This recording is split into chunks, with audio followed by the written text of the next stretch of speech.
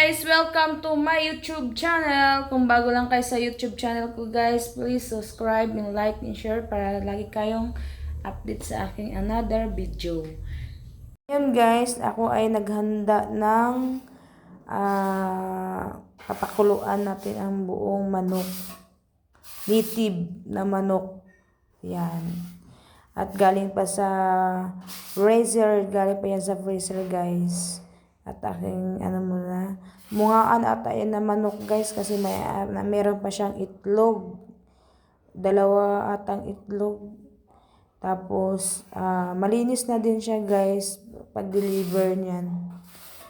Binili siya na na siya guys, malinis na. At nagtadtad pala ako dito ng luya para mawala ang langsa dun sa ating native na manok. Yan, native pala ang tawag guys.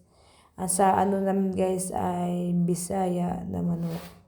Pagkatapos kumulo guys, yan, pinakuluan ko muna. Nilagyan ko ng luya ang ating tubig. At ilagay ko na yung buong manok dyan sa ating pinakuluan na tubig. Diba? Ganon. Tapos yan guys, sundot ka ako ng sundot. Ay, ayaw bumaba yung paa. Siguro sabi ng paa na, ayaw ko sana malunod. Tapos yung kamay ko guys, may pintura pa. Hindi mawala yung pintura guys. Ay, hindi pa tapos yung gawain ko. At saka magluto muna ako niyan guys. Napintura na ako niyan galing. At magluto muna tayo ng tanghalian. Kasi kung hindi tayo magluto ng tanghalian, wala tayong makain. Yan ang ginagawa ko guys.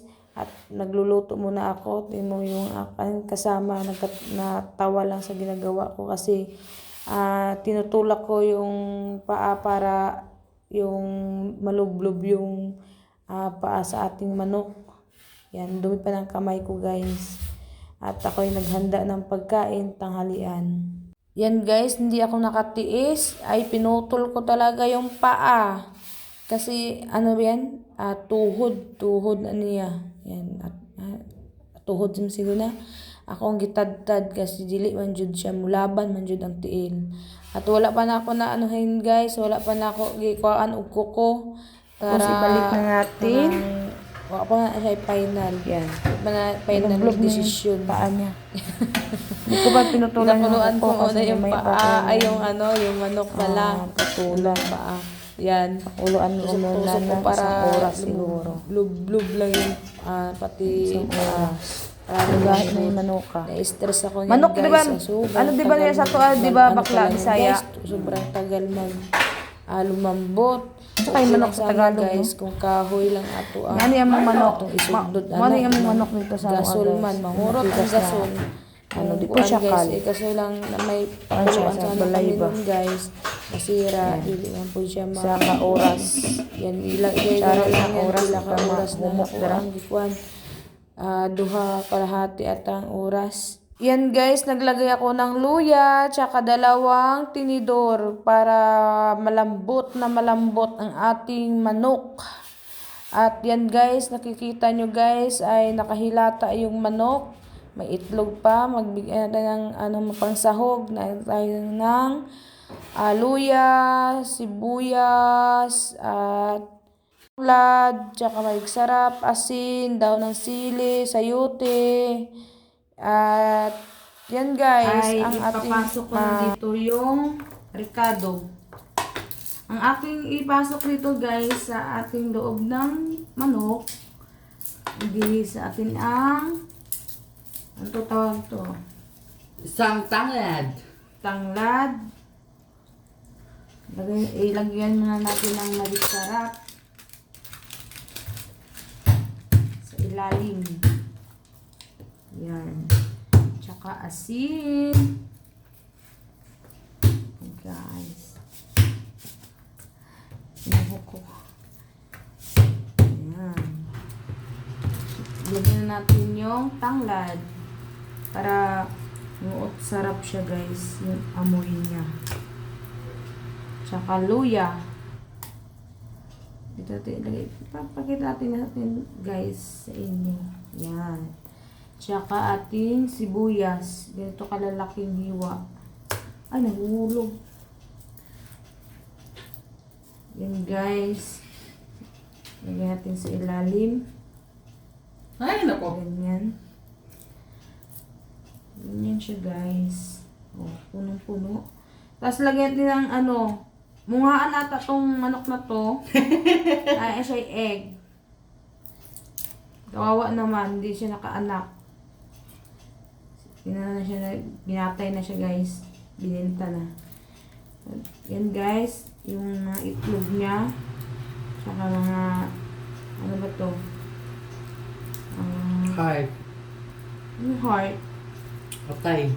Yung atay niya guys. Sama na natin. Kasi kasama din to pagbili. Yan guys.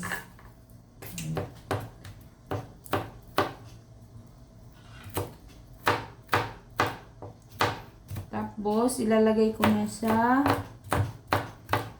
ating kaldero.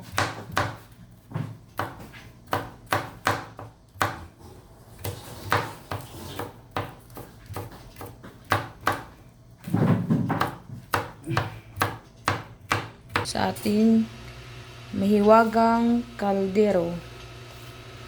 Oops, sasabay yung lambot. Oh. Tagak na siya guys. Ito yung ano niya guys. Kailangan sa ilalim. Yan.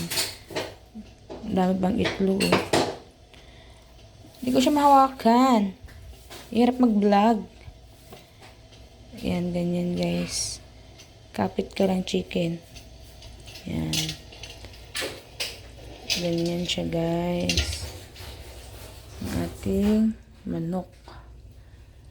Para masyadong ano. Di ba guys? Tapos, bilakasan ko yung apoy.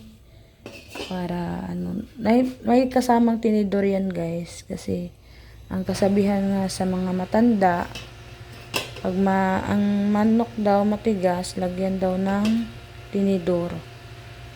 At para lumambot agad. Yun ang sabi nila guys. Naniwala naman ako guys kasi pag ganito kasi guys pinapalambot nilang dito hindi sa ano matagal-tagal minsan 4 na oras niya daw ang iba. Yan ang ano sa iba guys. Ang panimpla na guys ang ating buok na manok. Asin ko na lang ano. Diyan. Nasa ako ng pagtunga ka rin. Mamaya. Tsaka magic sarap guys.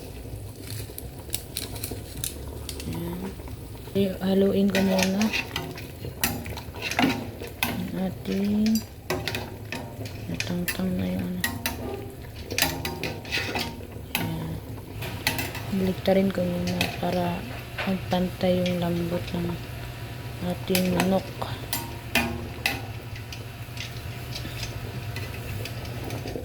Yan. Na.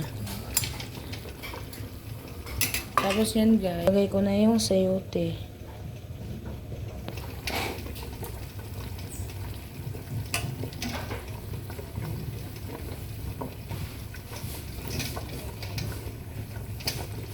Yan guys.